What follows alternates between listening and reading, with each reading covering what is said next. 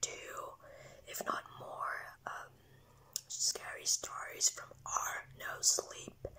I'll just be picking these randomly, so why not start? I'm gonna start with Letters to the Wrong Address by Queenava9. It all started when I received letters sent to the wrong address. It had been going on for quite a while. I would go out to get the mail, I would sort through it and make piles for each family member living with me. Then I would get to the last letter with a name I did not recognize. The address it was supposed to go to was always somewhere located at the capital city in my state. I wasn't weirded out at all at the start. I simply didn't open the letter and wrote on the envelope, "Not at this address." Then the letters got more frequent and I got impatient and curious. One Wednesday evening I went out to get the mail. It was dark because of daylight savings time. By the time I got inside of my house, the lights hurt to look at, so I turned them off while I sifted through the mail. The first envelope was addressed to me, Marie. The second was addressed to my grandparents, who had been staying with me for quite some time. The third in the pile was to him, the mysterious unknown person. The name on the envelope read Timothy Todrick. I thought about how uncommon a name that was for the area we lived in.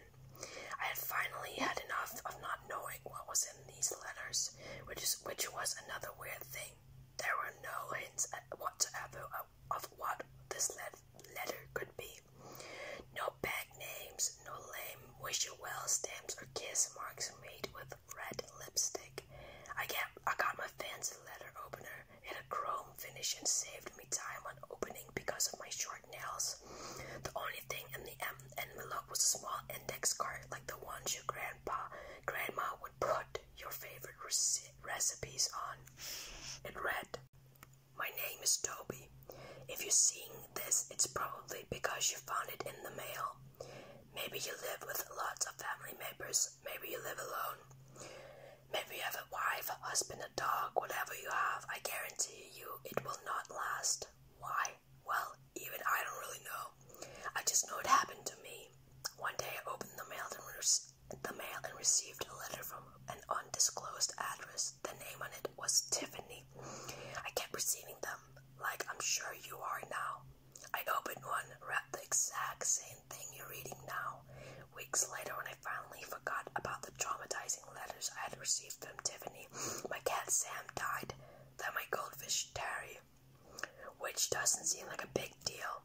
I can get a new cat, I can get a new goldfish, then, possibly worst of all, I found my girlfriend dead in her apartment the day I proposed to her.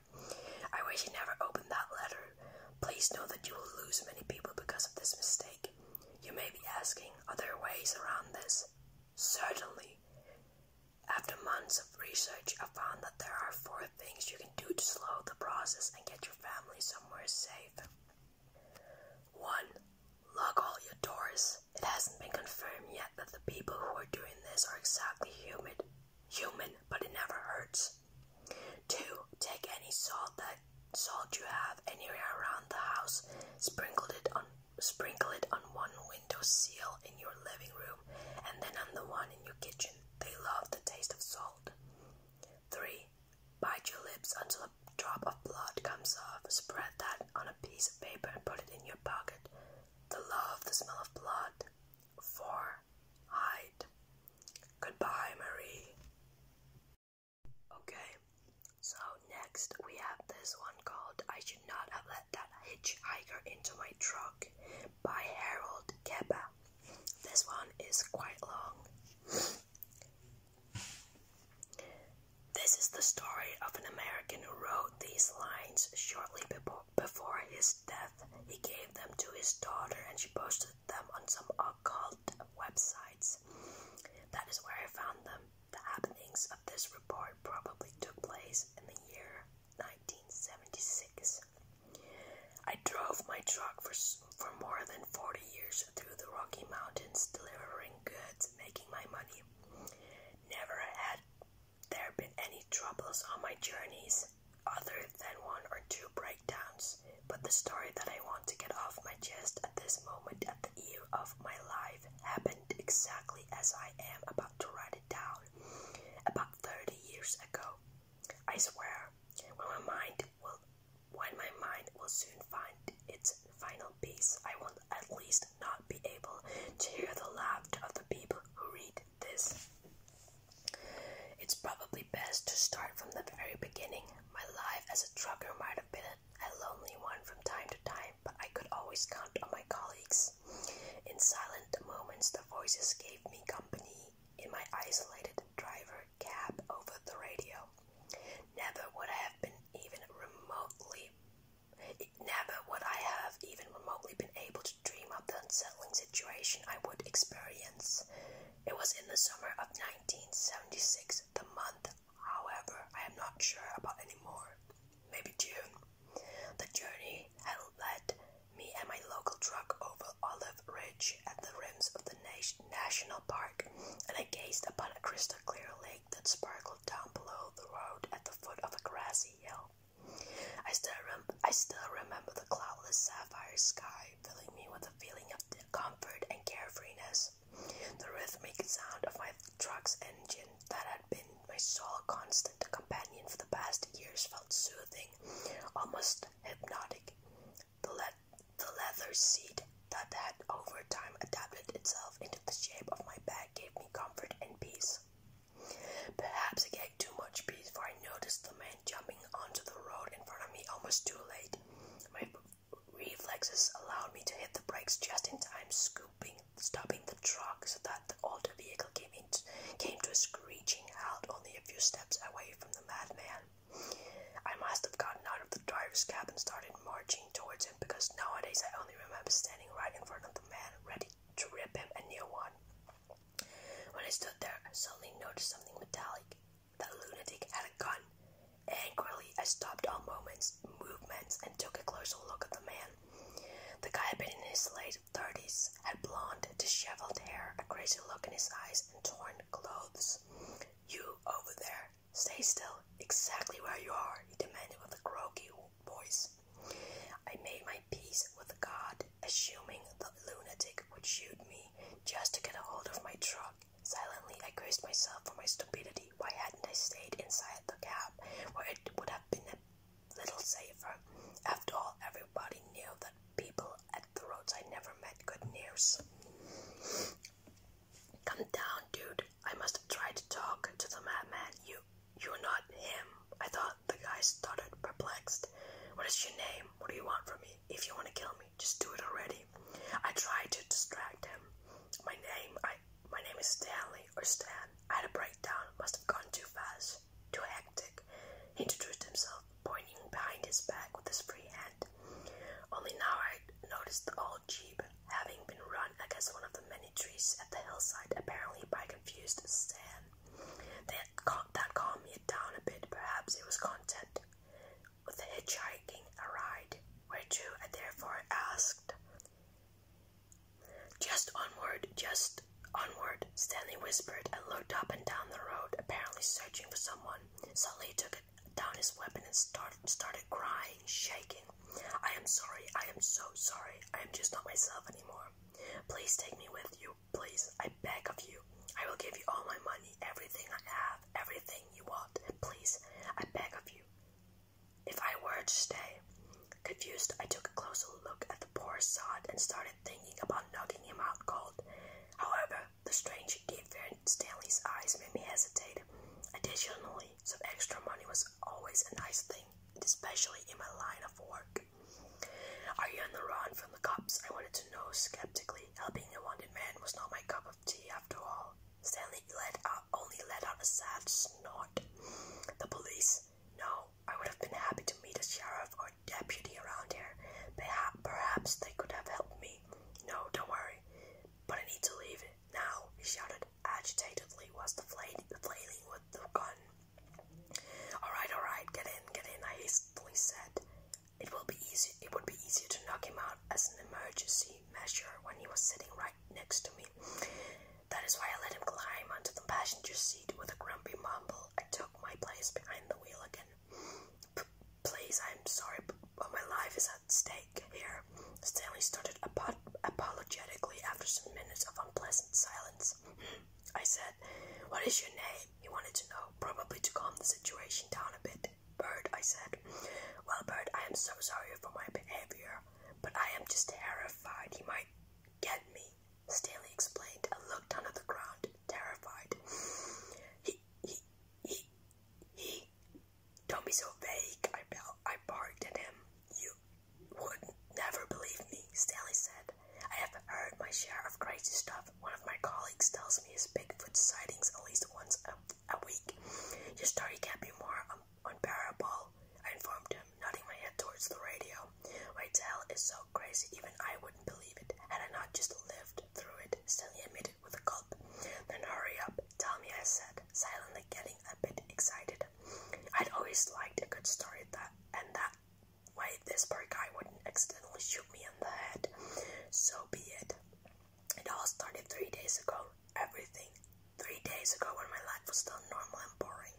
I never would have guessed at saying this someday, but I miss my bleak job as a desk worker, my little box.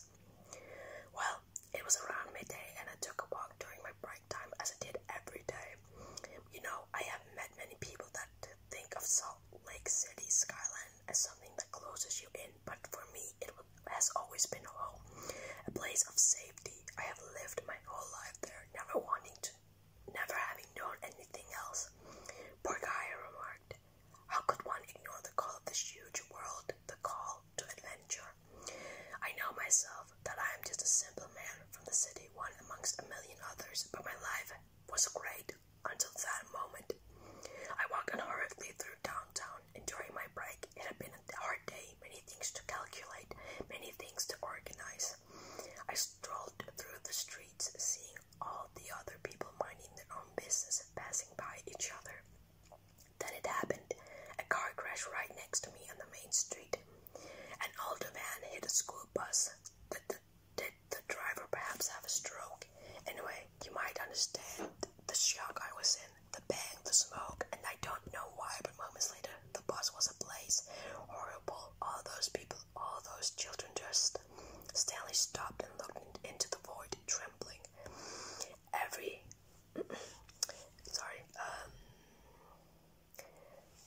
Everyone would be shocked. That still does not explain your behavior, I remarked, but I couldn't wait for him to go on.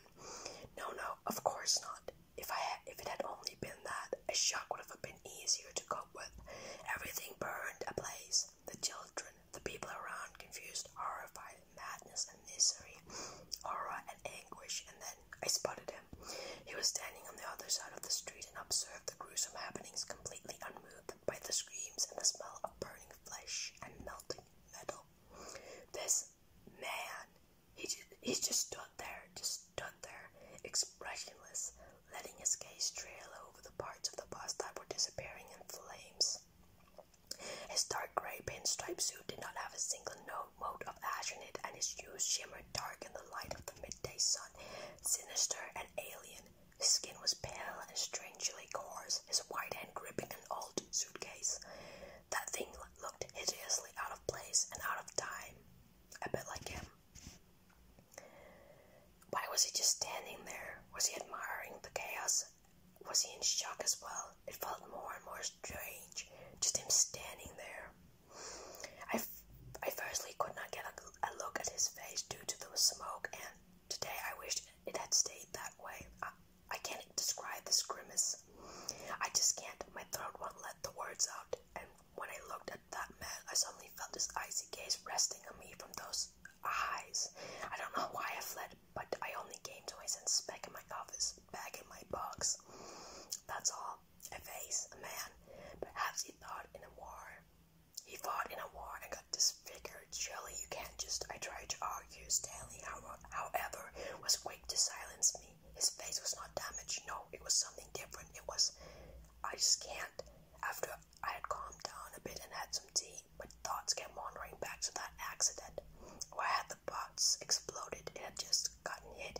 Had anyone survived? Suddenly I felt a chill run down my spine. Images of the unspeakable grimace appeared before my inner eye. Images of that disturbing man who stood there coldly, would easily gaze at the disaster and then his gaze shifting to me. His look had found me. I still felt his stare despite having left the place of the accident behind. I could still feel him looking at me despite the piece that I had found there in my box, despite the piece that the tea had given. The gaze was still there. It still rested on me as if the man was still looking at me, watching me, dissecting me with his eyes. Why did I still feel it? That look. You were traumatized. An accident like that can really throw you off. But that's still, I began again. But Stanley got me up. No. The bad thing is, I stood up, wanting to look out the window, look at the mountains in the distance. My eyes fell on the street almost accidentally. And there he stood, there on the sidewalk, and he looked at me. And what did he want? What did he want there? What did he want from me? Stanley ran his hands through his hair, completely distraught. However, I was supposed to get out of the building. How was I supposed to get out of the building? Surely I could go through the main entrance, not past him. Surely I could go through the main entrance, not past him. My mind was racing. It was late, so the side entrance was probably already locked.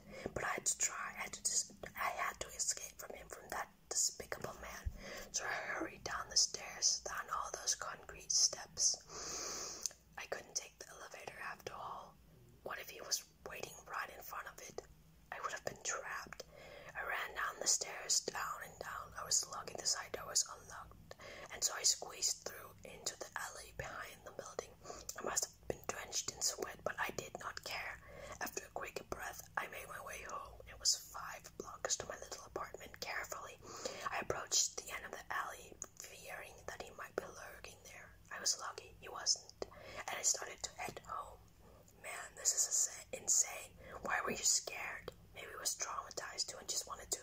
I grumbled, but I was cut off again. No, he was not normal. He was, when I was on the street a few feet away from the entrance of the alley, already feeling safe, that's when I saw him. He was leaning out of the alley behind me, looking at me, giving me that abysmal grin. But how had he gotten there? I don't know. I ran home. Wow, that sounds a little freaky. But why didn't you call the police? I don't know. I was so confused. Maybe I should have. But maybe he would have noticed the cops too. Would have chased them too if they had confronted him. I don't know. But I don't think they could have done anything against him. He seemed so different, so otherworldly. I would have tried anyway. That might have been better. But somehow I was afraid of harming others. Says the guy who pulled a gun on me. I laughed bitterly. Stanley blushed. You have to believe me. I just had to make sure to keep going. I don't want him to catch up to me. I would never have hurt you, he then stammered. Catch up? Do you think he's still stalking you? I know he is. It was the next day, the day after the accident and the dead people. I already hadn't slept well that night. Had terrible dreams, kept seeing that man's eyes in my mind. Thus, I woke up drenched in sweat. Nonetheless, the feeling that he was looking at me loomed over me. I got dressed and headed for the bathroom. As I approached the door, I felt queasy. I was afraid that he was standing there waiting for me to. Well, you really got a smack on the head. Why would he? He was there. What? I looked at him in disbelief. His sunken eyes were full of panic, and his dirty hair made him look very sick. But his voice seemed to speak the truth.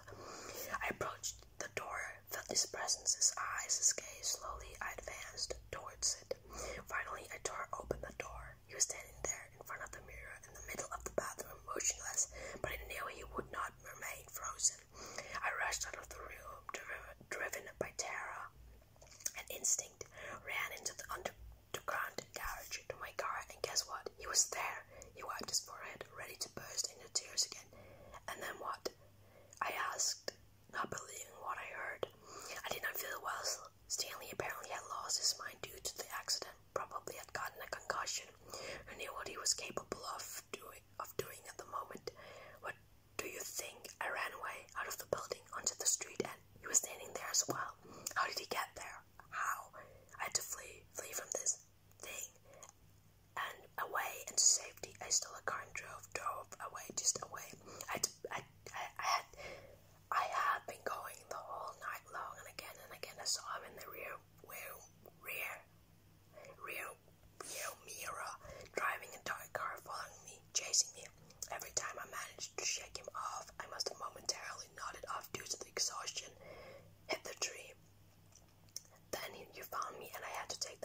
hands. I had to go on. What if he had caught up to me? I looked at the shaking Stanley in disbelief. Seriously? Yes, of course. Do you think I'm kidding around? Fortunately, I had the gun inside my car. He whispered. I said nothing and looked at the tank meter. We would not get far with the diesel we had left. On the next occasion, I steered my truck down a side road towards one of the many service stations located in the mountains. What the hell are you doing? Stanley stuttered, having turned even more pale. We cannot stop. He will catch up to us. Yeah, well, if the tank is completely run dry in a few miles, we will be even more fucked.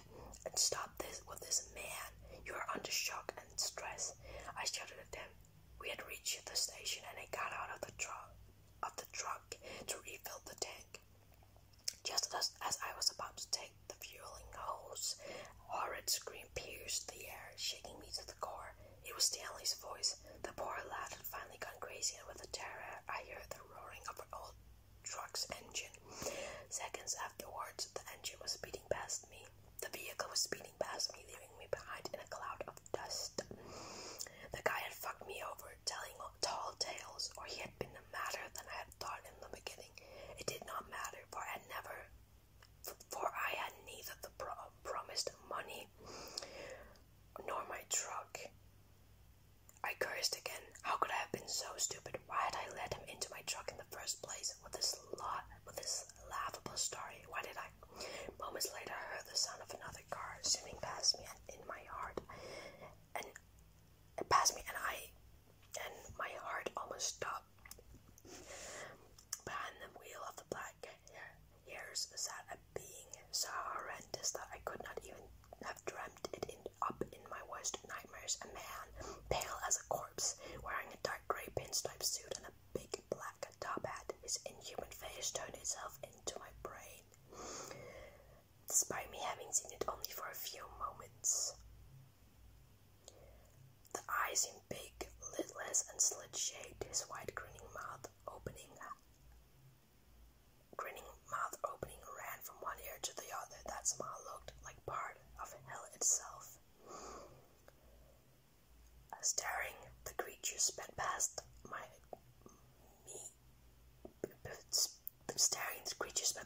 me in its car, not having noticed me. And I will never forget, and I will forever thank the Lord that it didn't. It sped past me after my truck and disappeared into the distance. I am not sure whether I hallucinated all of said encounter, whether the story of the poor mad Stanley had shaken me more than I admit. However, I cannot believe that such a hellish smile has been produced by just my own imagination. My truck was found on the same day. Someone had run it against a rock wall, yet the driver was never found, only the bullet holes deeply piercing the passenger's seat. Interesting. I think let's take one more. So, this is going to be the last story I'm reading for now. This story is called I Will Never Look at Jackolanterns the Same Again by Blue Aries 52. I was never really a fan of the saying, don't judge a book by its cover. Now, I'm not saying that you should judge a person entirely based on their appearance. I just feel like you can tell certain things about someone if they're wearing a certain style. But then again, that's just me. You can believe what you want to believe. I live in a rather busy part of town, so I decided to volunteer at the pumpkin patch that the community holds each year during the month of October.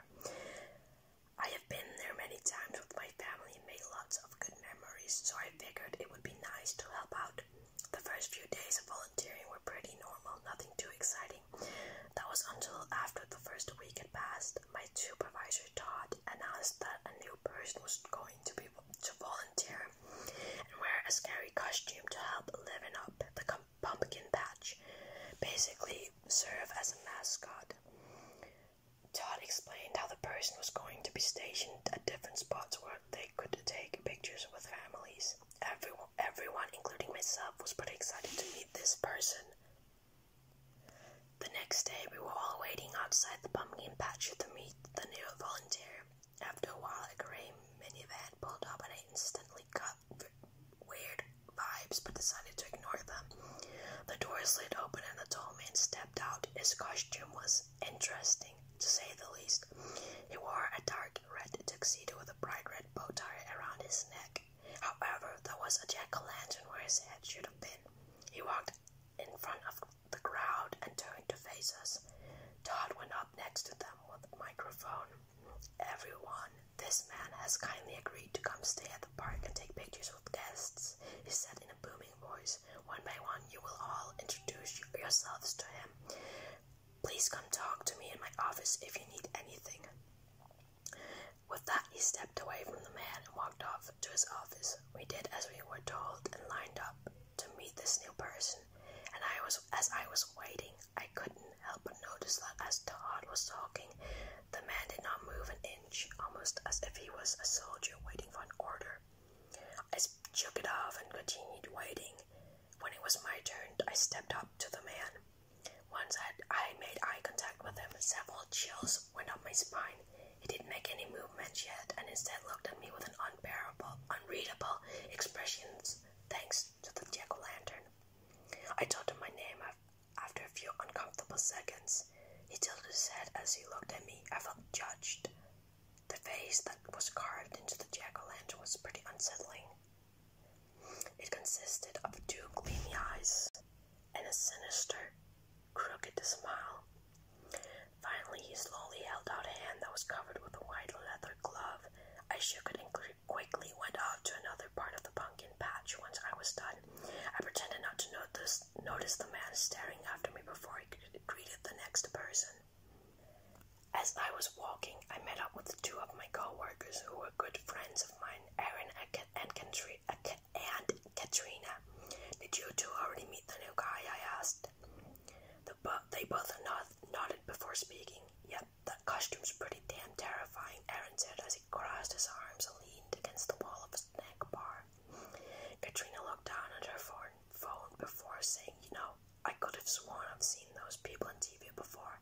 I just don't remember what it was about." We exchanged looks. I muttered, "Maybe he's a performer or something."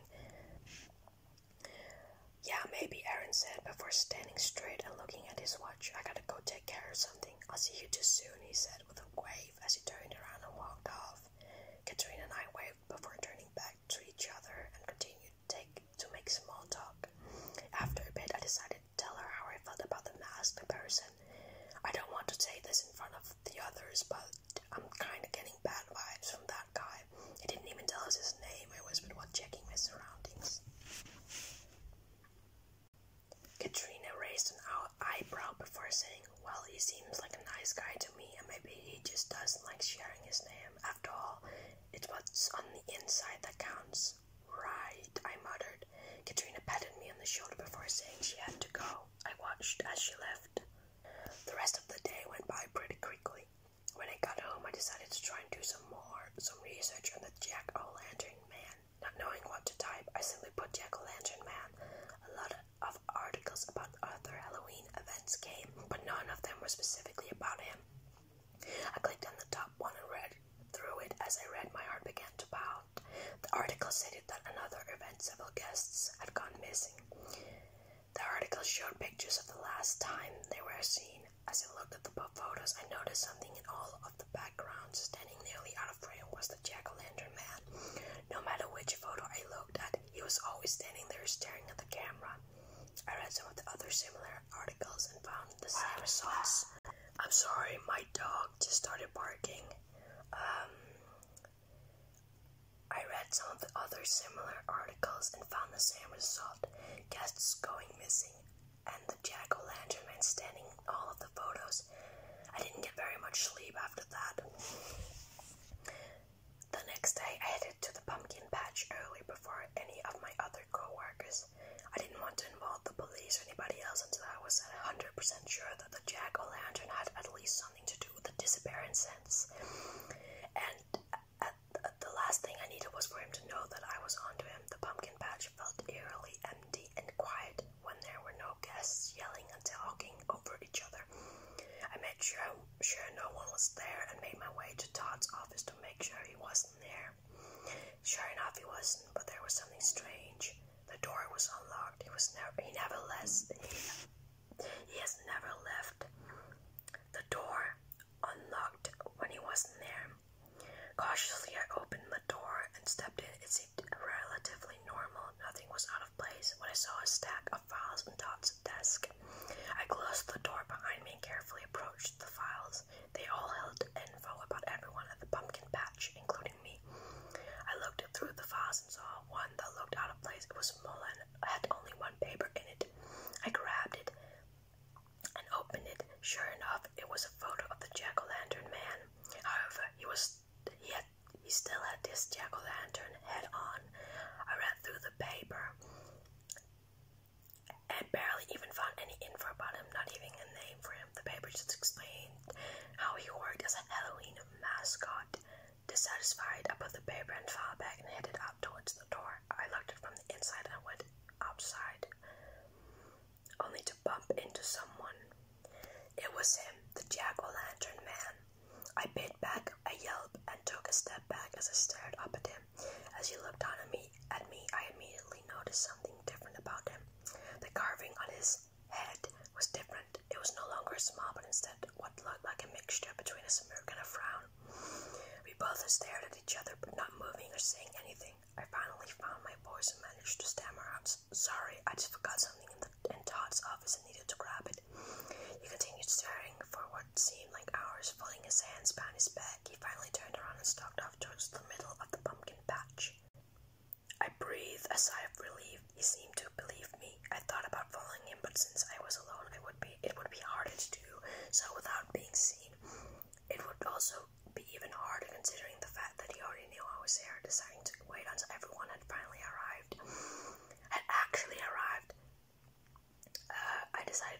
I went back to my car and grabbed something to eat. Eventually, most of my co-workers and the guests had arrived. However, Todd never showed. I felt uneasy, but brushed it off as him being sick or something. My job was managing the ring toss game and handing out prizes. As the day went on, I could see the Jack-o'-lantern man in the distance, taking photos with the guests. I kept an eye on him as best as I could. After about 5 hours, my shift was over and Katrina came over to take my place. "Thanks," I called out to her before leaving. As I walked through the pumpkin patch, I figured I would use my break to find the Jack-o'-lantern man. While I was walking, I was stopped by several people, all of which were asking whether I had seen their family members or friends. I said I hadn't, and they all looked really worried. I got more and more nervous as I continued searching. Then, as I reached the corn maze I saw him. The Jack-o'-lantern man had walked behind the corn maze. I could see the glow from his head from where I was standing. I silently walked towards the back of the maze, trying not to look too suspicious. Thankfully, this was a rather empty part of the pumpkin patch, which now, looking back at it, just made things even creepier. I turned the corner to see a door closed. This door was an old rotting wooden door that nobody was allowed in. I waited a couple of seconds before approaching the door, grabbing the handle and wondering if I should risk opening it. After a while, I took a breath and slowly cracked open the door. I peeked in and only saw darkness. I stepped in, looking around, only to see dark walls and a narrow path ahead. I took slow steps heading down the path. As I continued, I noticed that on the dirt ground there were strange tracks, almost as if something was dragged across it. It looked like someone was struggling. They were gasping and grunting.